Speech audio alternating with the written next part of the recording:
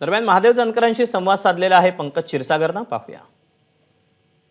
आपल्यासोबत महादेव जानकर आहेत, ते आज परभणी लोकसभेतून उमेदवारी अर्ज दाखल करणार आहे। सर, काय सांगणार, आज उमेदवारी अर्ज दाखल करताय? आज इथं परभणीच्या जनतेचा आशीर्वाद मागण्यासाठी आजच अर्जाची नियोजन केलेलं आहे आणि आज अर्ज भरतोय। त्याला राज्याचे मुख्यमंत्री शिंदे साहेब, आदरणीय देवेंद्र फडणवीस साहेब, आदरणीय अजितदादा, आदरणीय पंकज साहेब, हे सर्व सदाभाऊ खोत, हे सर्व लोकांच्या उपस्थितीत आज आम्ही अर्ज भरण्यासाठी जातो। काय सांगाल, काय आव्हान आहे तुमच्या समोर आज परभणी लोकसभेतलं? काही नाही, विकासाच्या मुद्द्यावर मी इथनं लढणार आहे आणि हा मतदारसंघ देशात कसा एक नंबरला येईल ह्याचा प्रयत्न करणार आहे। त्यासाठी परभणीच्या जनतेला आशीर्वाद मागण्यासाठी माझ्याची उमेदवारी। शक्ती प्रदर्शन असणार आहे का उमेदवारी अर्ज दाखल करण्याचे?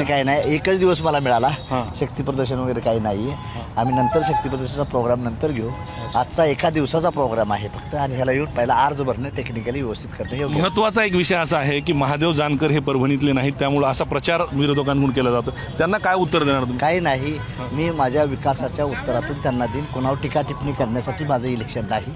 त्यांना ह्या परभणीचा विकास हा माझ्या पुढे ध्येय असल्यामुळे मी त्यातून उत्तर मिळेल लोकांचं। मुख्यमंत्री असतील, उपमुख्यमंत्री साधारण किती वाजेपर्यंत परभणीत पोहोचतील? इथं सभाच आहे, 2:30ला पोहोचतील, 2:30 वाजता पोहोचतील, 2:30 वाजता पोहोचतील। अच्छा, 2:30 वाजता। आणि महत्त्वाचं म्हणजे महायुतीमधले जे स्थानिक नेते आहेत हे आपला प्रचार करणार का, आपल्याला साथ देणार का? कारण नाराजी मोठ्या प्रमाणात कालच झालंय, उमेदवारी मिळाली काही नाही, काही असल्यामुळे. नाही, सर्वांचं झालं, पॅचअप झालंय। सर्व भाजप, शिवसेना, राष्ट्रवादीचे सर्व नेते योग्य प्रकारे काम करणार।